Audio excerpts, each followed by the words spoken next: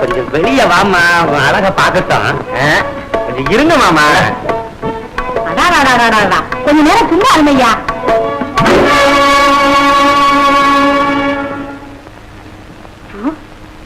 என்னது? என்னதா பாக்கணும்னு கண்ணு துடியா துடிக்குதுன்னா இது யாரா அவன் நம்பர் இருந்தது? யாரு டாபா பாத்தியாடா? அடாப்டான்னு பேசுறான். வயசாயிடுச்சுல்ல மாமா, இனிமே எப்படி பேசுறாதான் என்னவா பேசுவல்ல. எல்லாம் காரணமா தான். நீங்களும் புருஷனும் இன்னைக்கு ராத்திரிக்குள்ள இந்த ஊரை விட்டே போயிடணும். இந்த ஊரை விட்டே போறதா? ஆமா. என்னங்க என்னங்க பாத்தீங்களா? ஐயோ என்ன அழகு, என்ன அழகு. சொல்றத கேட்கணுமா? உன்னை பாத்துக்கிட்டே இருந்தா போதுமே. ஐயோ ஜடயம். இந்த மாதிரி உன்னை வாங்கிச்சு நான் ஒரு பாட்டு பாடுமா? என் கோணாத தென்னை மரத்தில் கூடு கட்டும் கொக்கே, இட்டை கிரிந்த பச்சை கிளி என்னை கண்டெடுதே. பாட்டு வேற பண்ணாரு. பாட்டு ஒப்பாரி வைங்க, ஒப்பாரி. ஐயோ நான் சொல்றத கேளுமையா. உம்மோட பெரிய தொந்தரவா போச்சு. இன்னைக்கே நம்ம 2 பேரும் இந்த ஊரை விட்டு போகணுமா? யார் சொல்லுங்க? வீரன் சொன்னாதான் தேவையா? ஒரு ஆளை விட்டு சொல்ல சொல்லியிருக்காங்க. ஒரு ஆளை விட்டு இவனை ஒண்ணும் சொல்லலையா? நம்ம 2 பேரையும் ஊரை விட்டா போக சொல்லிட்டாராமா. அட வீரா, வீராதி வீரா, உன்னை பாலூட்டி தாளாட்டி வளர்த்தனே. யாரியா? சரி நீ என்ன பாவி, உன்னை பெத்த அவர் எனக்கு பத்தி பெத்த நான் இல்லையா? என்னமோ விஷயம் தெரிஞ்சாச்சு. ஆமா. இவனை எதிர்பார்த்து அதுக்கு தான் போச்சு இருக்காமே. மாமா அண்ணன் வரட்டு விவரத்தை கேட்டுட்டு போங்க.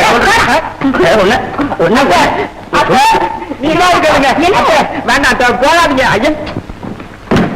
அப்பா நாங்க பிரயாணத்துக்கு தயாராயாச்சு தெரியுமா? அந்த நீயே சொல்லிருக்கலாம். இனிமேல ஒரு க்ஷணம் நாங்க இந்த வீட்டுல இருக்க மாட்டோம். அம்மா ஏன் அப்பா உன்னை காடு காடா சுத்தி தேடி அலைஞ்சு வந்தோம்னா அதுக்கு எங்களுக்கு கை மேல பணம் கிடைச்சாச்சு. நாங்க போறோம்.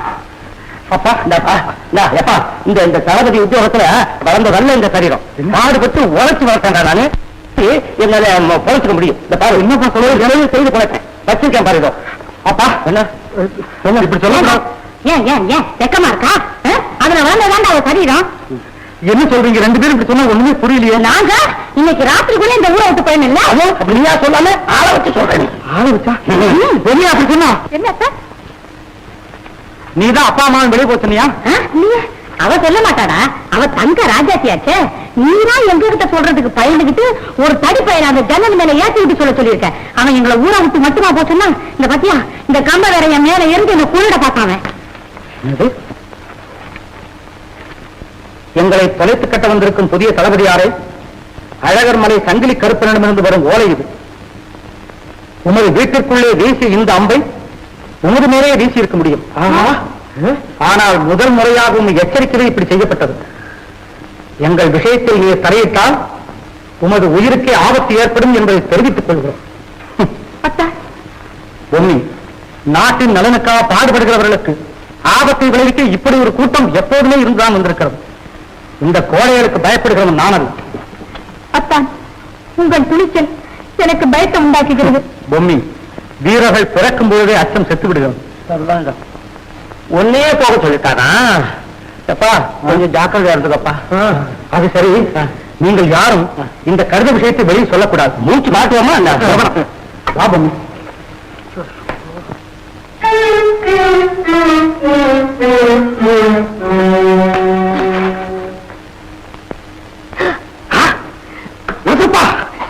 எங்கே இப்படி திடீரென்று ஆச்சரியமா இருக்கிறது? தளபதி வேலையில் ஓய்வு கூட உண்டா? சாதாரணமான ஓய்வல்ல, நிரந்தரமான ஓய்வு. எப்போது பார்த்தாலும் வேடிக்கையாய் பேசிக் கொண்டே இருக்கிறாய். சிரிப்புத்தான் வரவே மாட்டேங்கிறது. அப்படிப்பட்ட துக்கம் தங்களுக்கு என்ன வந்ததோ அது கிடக்கட்டும். சுவை நீர் ஏதாவது சாப்பிடுகிறீரா? சாப்பாடு போட்டால் மிகவும் நலம். கையில் இருந்த நகைகளை எல்லாம் விட்டு தின்று விட்டேன், கத்தி முதல் கொண்டு. சுருக்கமாக சொல்ல போனால் பட்னி. வாவா, முதலில் போதை மறுக்கலாம். வா, அவ்வளவுதான். மரியாதையாக வெளியேறு என்று சொல்லிவிட்டார். வேற என்ன செய்வது? நானும் அப்படியே வந்து விட்டேன். அங்கே உன் வேலையை கெடுத்தான், இங்கே என்னுடைய பெருமையை உயர்த்தி விட்டான் அந்த வீரன். அவன் இருக்கும் இடமெல்லாம் நமக்கு அவமானம் தான். அவனை சும்மா விடவே கூடாது, கூடவே கூடாது. ஒரு கெட்டிக்காரன் வந்து விட்டால் 10 சோம்பேறிகள் சாப்பிடுவது என்று விடும். அதற்கு ஒரு சரியான திட்டம் வகுக்கத்தான் வேண்டும். நான் ஒன்று சொல்லுகிறேன். ஒன்றென்ன 9,000 சொல். அடிக்கடி ஏற்பட்டு காயம்படாத வழியில் கணக்கற்ற திட்டங்களை தீட்டு. அதுவும் சரிதான். ஏன் இப்படி செய்தாலும் எப்படி? நான் மாறுவேடத்தில் வருகிறேன். நீ மன்னனிடம் என்னை சேர்த்து விடு. அந்த வீரனை துண்டு துண்டாக விட்டுகிறேன். என்ன மாறுவேடம் புனைவது? என்ன? முற்றிலும் துறந்த முனிவன், பற்றற்ற துறவி. பட்டு இருக்கிறது, பட்டு இல்லாவிட்டால் பதவி எதற்கு? நரசப்பா, உன் தரித்த உடம்புக்கு பிடித்தமான வேடமப்பா. அதற்கென்றே இந்த உடலை வளர்த்திருக்கிறேன். அப்போ திரைப்படம் என்பதற்காகத்தான் அவன் இங்கு கூட்டி வந்தேன். அதனாலேதான் நானும் வந்தேன். சரி, உழவரின் ஒற்றர்களின் தலைவனாக இவரை நியமிக்கிறேன். கண்டதை கண்டபடி வந்து சொல்ல வேண்டியது உமது கடமை. கண்டபடி சொல்லுகிறோம். அடுத்த நடவடிக்கை அரசாங்கம் எடுக்கும்.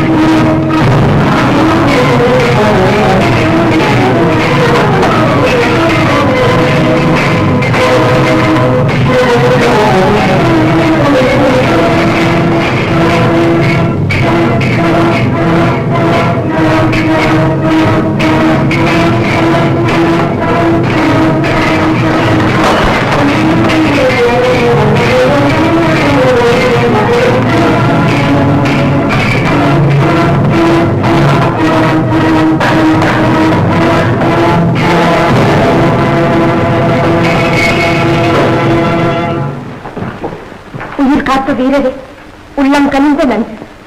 உயிர் மட்டுமல்ல, உங்கள் உடனே பத்திரமாக இருக்கிறது. நான் வருகிறேன்.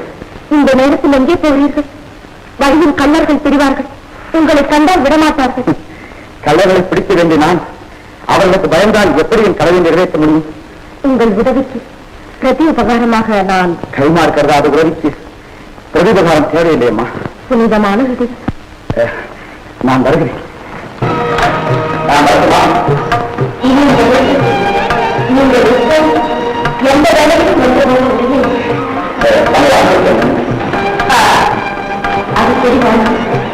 நிச்சயமாக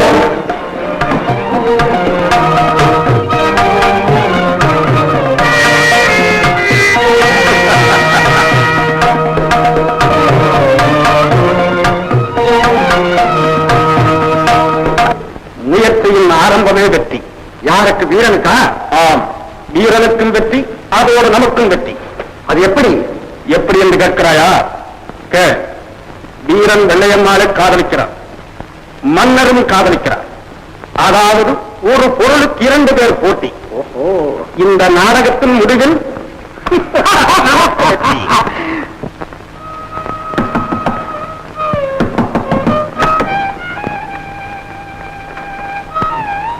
தளபதியாக இருக்கிறாரா? நீங்கள் யார்? என் பெயர் வெள்ளையம்மா. அரண்மனை கலாமண்டபத்தில் நாட்டியம் ஆடுவது என் உத்தியோகம். வீரரை பார்க்க வேண்டும். ஏன், என்ன வேண்டும்? நேற்றிரவு வீரரின் வீட்டுக்கு வந்திருந்தார். இந்த விருதை என் வீட்டிலேயே விட்டுவிட்டு போய்விட்டார். அவர் வந்ததும் இதை கொடுத்து விடுங்க.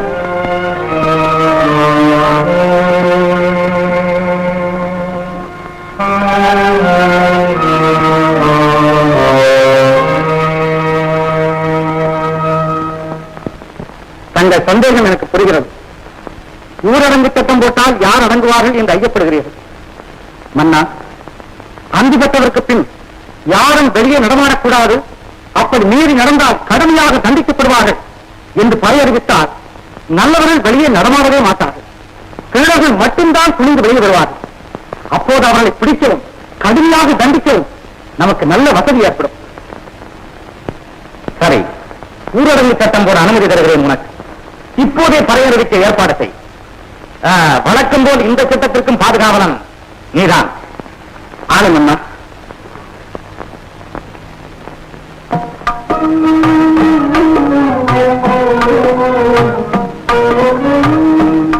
பாவல்லையம்மா. கூப்பிட்டீர்களா? ஆமா. என்ன செய்தியோ? சொன்னால் தான் தெரியுமா? முன்னால் இல்லாத அழி என்னால் புரிந்து கொள்ள முடியவில்லையே. அரியணை காலியாக இருக்கிறது. மறுமணத்திற்கு ஏற்பாடா? அதற்கு வெண்முடியுமா? மறுமணத்தில் எனக்கு விருப்பமில்லை. எனினும் மலரணையின் தனிமை என்னால் பொறுக்க முடியவில்லை. சின்னவன் நான். என்ன தெரியும் எனக்கு? தெளிவாக சொல்லுங்கள். பாட்டு கேட்டால் பரவசமடைவேன். பாடட்டுமா? ஆட்டம் கண்டால் ஆனந்தம் கொள்வேன். ஆடட்டுமா? அது மட்டும் போதுமா? வேற என்ன வேண்டும்? ஆடிவிடுங்க. ஆணையிட்டு கேட்டால் சுவைக்காது என்பார்கள். அன்போடு கேட்கிறேன் உன்னை. முறை எதுவானாலும் கேள்வி என்றுதானே கேளுங்கள். எனக்கு நீ வேண்டும். மதனா என்று கூப்பிடு. பல நாள் எண்ணம் பார்த்திருந்தேன் காலத்தை. பாலாது இனி மறுக்காதே. நாட்டியக்காரி தானே என்று விரைவிலே கேட்டுவிட்டீர்கள். வெள்ளையம்மா, விளக்க வேண்டாம். காதல் கொண்ட உனக்கு காரணம் எதுவுமே தேவையில்லை.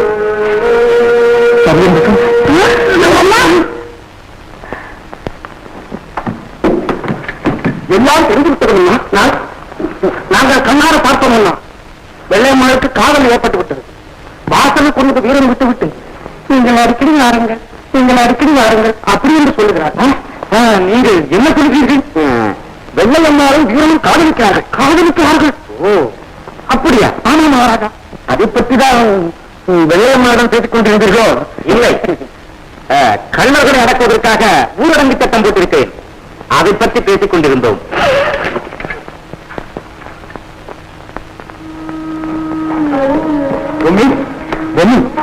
சரியாக அற்புதமான திட்டம் ஒன்று தீட்டி அதை மன்னரின் துணை கொண்டு சட்டமாக மாற்றிவிட்டேன். நாளை முதல் இரவிலே யாரும் தெருவிலே நடமாடவே முடியாது. அப்படி என்றால் இனி பயமே இருக்காது. பயமே இருக்காது. யாரும் பார்க்க மாட்டார்கள். யாரும் யாரையும் பார்க்க முடியாது. அந்திப்படும் முன்னாலே போய்விடுவீர்கள். போய்விடுவேன். ஆனால் விடிய மட்டும் வீடு திரும்ப மாட்டேன். பொழுது இன்பமாக கழியும். இப்படிப்பட்ட ஆபத்தான விளையாட்டுக்கள் தானே வீரர்களுக்கு இன்பம். அந்த இன்பத்தில் கொண்டு போனதை மறந்து அந்நிய வைத்து விடுவீர்கள். என்ன சொல்லுகிறார் பொண்ணு? எல்லாம் தெரிந்து ஒன்றும் தெரியாதவர்கள் போல் பேசுகிறீர்கள். பொண்ணு, எனக்கு ஒன்றுமே புரியவில்லையே. புரியாது. உங்கள் கதை எனக்கும் தெரியும் என்பது உங்களுக்கு தெரிந்தால் தானே இது புரியும். கதையா? என்னை குழப்பாரு. பொண்ணு, விவரமாக சொல். நான் சொல்ல வேண்டாம். அரண்மனையிலே எனக்கு தந்த விருது.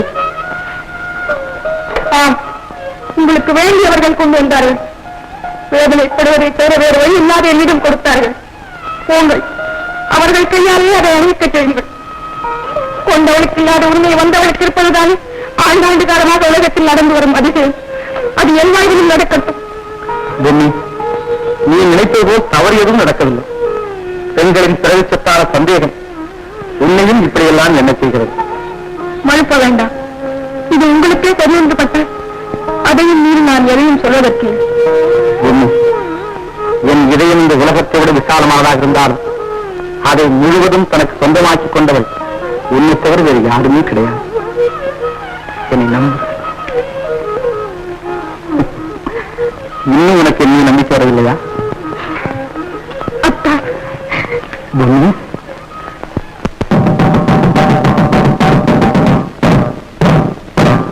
இதனால் சகலமான ஜனங்களுக்கும் தெரிவிப்பது என்னவென்றால், சூரிய அஸ்தமனத்திற்கு பின் அரசாங்க வீரர்களை தவிர வேறு யாரும் வெளியே நடமாடக்கூடாது. வேறு நடமாடினால் கடுங்காவல் தண்டனை விதிக்கப்படும். கள்ளர்களோடு யாராவது தொடர்பு வைத்திருப்பதாக சந்தேகிக்கப்பட்டாலும் மாளிகை வாங்கப்படும். இது திருமலை முன்னர் உத்தரவு.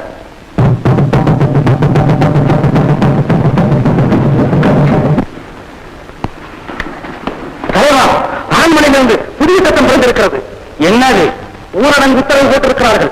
இரவிலே யாரும் வெளியே நடமாடக்கூடாதாம். அதனால் என்ன? பகலிலே திருடுவோம். அது எப்படி முடியும் தலைவாகும்? சந்தர்ப்பத்துக்கு தக்கபடி சாகசம் புரிந்து கொள்ளையடியுங்கள். போங்க.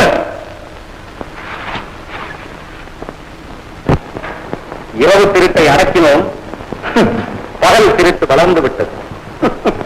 தளபதி அவர்கள் திருட்டை அடக்குவதற்காக அது உங்கள் வேலை. நான் காலம் நேரம் பார்க்கிறேன். திட்டமில்லாத செயலும் செயல் செய்ய முடியாத திட்டமும் எந்த பயனும் தருவதில்லை. போதும் விரும்பு. விரைவில் நீ கள்ளர்களை பிடித்தாக வேண்டும். அந்த வேலை எப்போது முடியும் என்பதும் எனக்கு தெரிய வேண்டும். நீங்களே சொல்லுங்கள் மன்னா, எத்தனை மாதங்களில் பிடித்து தர வேண்டும்? மாதக்கணக்கில் தவணை கேட்பது மாவீரர்களை கழகல்லவே. நல்ல வீரர்கள் தவணையை நாட்கணக்கில் கூட கேட்க மாட்டார்கள். ஆனால் நம்முடைய வீரருக்கு வாரக்கணக்கில் கொடுக்கலாம். சரி, 10 நாள் தவணை தருகிறேன். அதற்குள் திருடர்களை பிடித்தாக வேண்டும். நீ தங்கள் கட்டளைப்படி.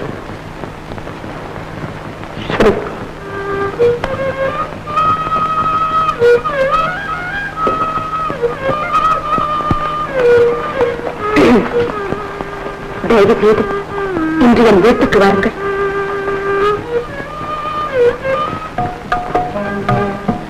கள்ளர்களை பிடிக்க 10 நாள் தவணைக்கு நீங்கள் ஒப்புதல் அளித்திருக்க கூடாது.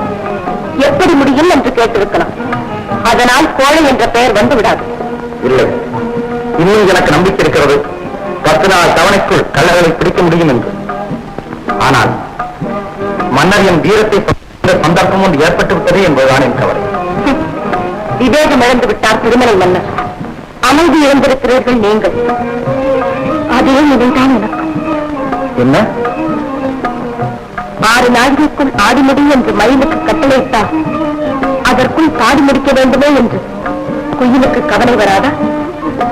எப்படியோ நல்லவர் வரும்பொழுதுதான் 4 பேருக்கு அவர்களிடம் உள்ள பரிவு வெளிப்படுகிறது. இவ்வளவு பற்றும் பாசம் என்னிடம் கொண்டுள்ள உங்களுக்கு நான் என்ன கைமாறு செய்ய போகிறேன்? தவணைக்குள் காரியத்தை முடித்து நான் தரும் பரிசை பெற்றுக் கொள்வதுதான் நீங்கள் எனக்கு செய்யும் கைமாறு. நான் ஈடுபடும் காரியம் மிகவும் ஆபத்தானது. இதில் நீங்கள் எப்படி உதவ முடியும்? ஒரு திட்டம் ஏற்கனவே பிடிபட்ட சிறிமலை கல்லர்களின் முதுகிலே தேல் பற்றி குத்தப்பட்டிருக்கிறது. அதைப் போலவே நீங்களும் அந்த அடையாளத்தை போட்டுக்கொண்டு அவர்களைப் போலவே நடித்து நாம் இருவரும் அவர்கள் மலைக்கு செல்வோம். ஆதிமூலா தர்மாத்மாவே. ஐயோ என்ன சுத்தம்!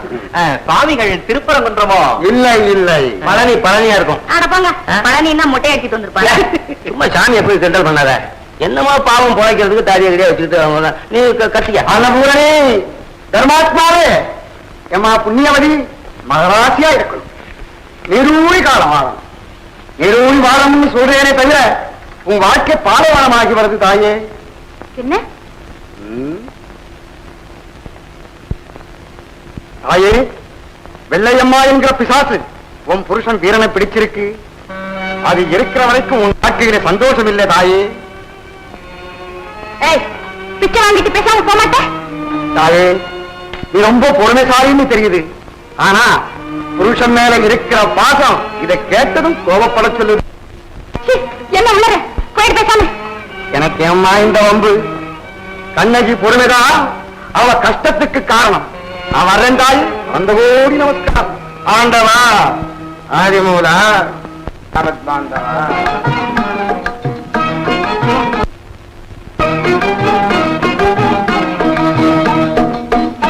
ஏனுங்க வைகையில தண்ணி கொஞ்சமா போகுது. அதனாலதான் வை கைன்னா வை குடம்னா சொன்னா இல்ல வை அண்டானா வை கை. புண்ணிய தீர்த்தம் பாரு, ஒரு கை அள்ளி குடிச்சுக்கிட்டு போகணும்.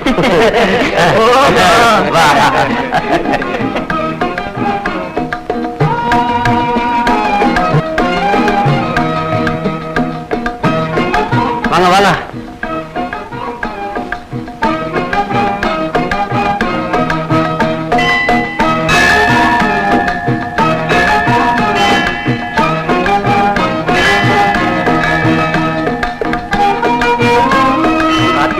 கோபுரத்தை? ஆமாங்க, கோபுரத்தை கொத்தனாருங்க செஞ்சாங்க. அத தூக்கி நிறுத்தினவங்க யாரு? அதுதானே தெரியல. சரி, வீரனை கேட்டுக்குவோம். அப்படிவா உட்கார்ந்து பேசுவோம்.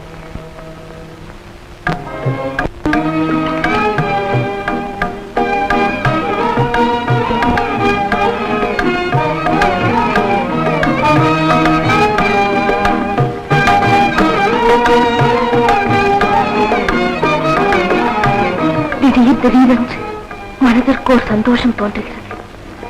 அந்த நேரங்களில் இந்த உலகமே மறந்து போகிறது. வாழ்க்கை முழுவதும் இப்படியே இருக்கக்கூடாதா என்று ஒரு எண்ணம் தோன்றுகிறது. இது எனக்கு மட்டும்தானா, இல்லை எல்லா பெண்களுக்குமே இப்படித்தானா? நீங்கள் என்ன சொல்லுகிறீர்கள்? நான் என்ன சொல்கிறேன் என்று எனக்கே புரியவில்லை. எதையோ நினைக்கிறேன், எதையோ சொல்கிறேன்.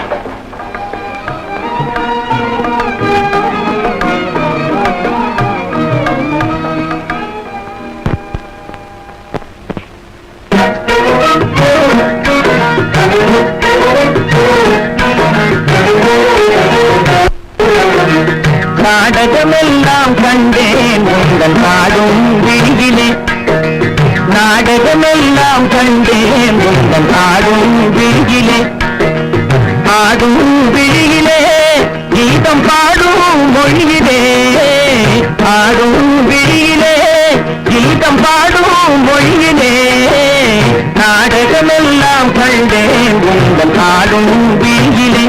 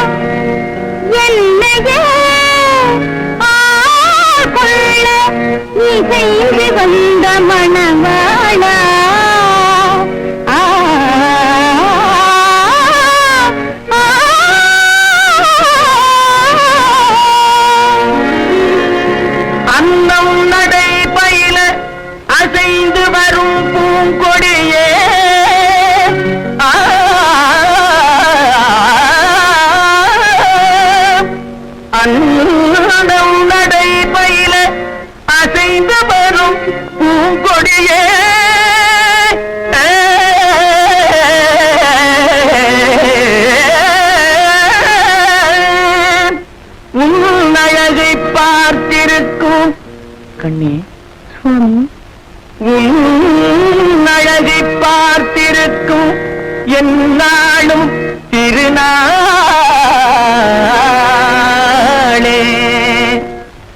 அலை பாயும் சென்றலானே இலை மேனி கொஞ்சாதே அலை பாயும் சென்றலானே இலை மேனி கொஞ்சாதே கலை மாறி கண்டதாலே நிலை மாறி கெஞ்சுதே கலை மாறி கண்டதாலே நிலை மாறி கெஞ்சுதே மலர்காதல் அன்பினாலே வரும் வார்த்தை கொஞ்சமா மலர்காதல் அன்பினாலே வரும் வார்த்தை கொஞ்சமா மலர் போன்ற உன்னை கண்டால் கவி பாட பஞ்சமா மலர் போன்ற உன்னை கண்டால் கவி பாட பஞ்சமா நீருடலோடு இடாமோ இன்னும் காண்போம் வாடிலே நீருடலோடு இடாமோ இன்னும் காண்போம் வாடிலே காண்போம் வாடிலே நேரத்தால் நேரே காண்போம் வாடிலே நேரத்தால் நேரே நீருடலோடு இடாமோ இன்னும் காண்போம் வாடிலே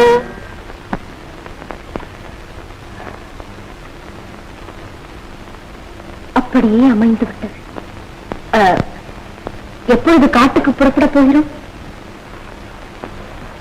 மாலையில் தயாராகுங்கள். சரி, மறந்து விடாதீர்கள். மறப்பேனா? இது என் கடமை அல்லவா? திருடர்களை பிடிப்பதை பற்றி சொல்லவில்லை.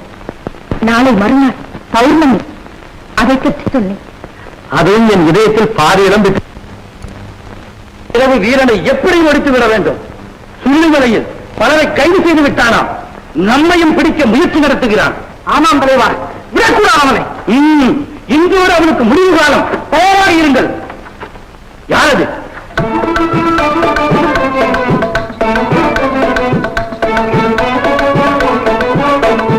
சுருளிமலை தலைவரிடமிருந்து வந்திருக்கிறார்கள். வணக்கம். என்ன விசேஷம்? எங்களுக்கு ஆடலும் பாடம் தெரியுங்க. உங்க முன்னால ஆடி சன்மானம் வேற வந்திருக்கோங்க. ஓஹோ, அப்படியா? ஆடுங்க, பார்க்கலாம். ஆடுங்களா? ஆடுமா?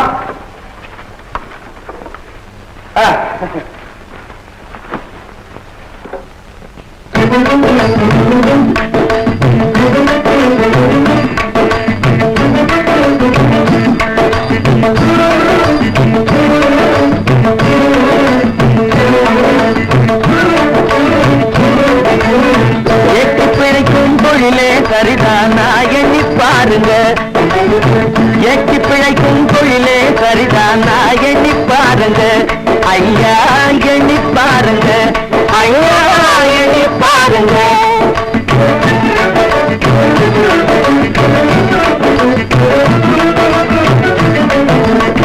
நாட்டியப்பா சங்கிலி கருப்பா பூச்சி காட்டும் போக்கிரி துப்பா. நாட்டியப்பா சங்கிலி கருப்பா பூச்சி காட்டும் போக்கிரி துப்பா. முட்டையடிச்சா உன்னையே விடுவான் நான் நினைச்சு பாருங்க. முட்டையடிச்சா உன்னையே விடுவான் நான் நினைச்சு பாருங்க. நல்லா நினைச்சு பாருங்க. நல்லா நினைச்சு பாருங்க.